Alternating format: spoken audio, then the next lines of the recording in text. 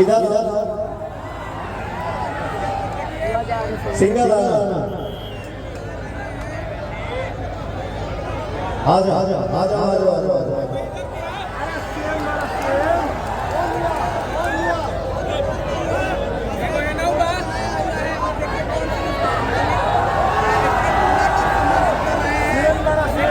चले चले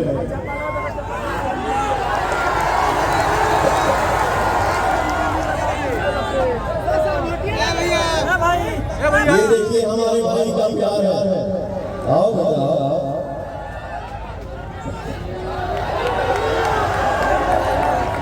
इधर भैया इधर का प्यार है। दिखा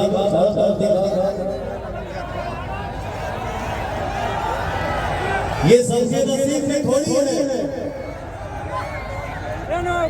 ये आप जिसको बनाते हैं उसके नसीब में है भैया। इसीलिए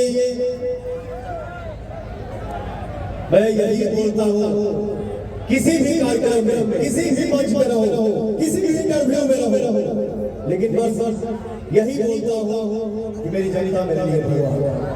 अब इसके आगे क्या ही बोलूं, लव यू मेरा बहुत आगे मस्त मस्त तो करो और पढ़ा लिखा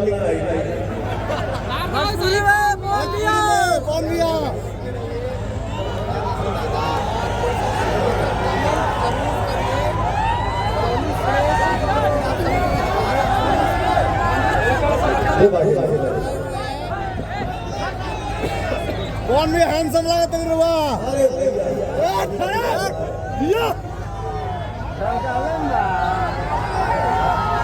मैं आज आपके बीच में एक बात बता दूं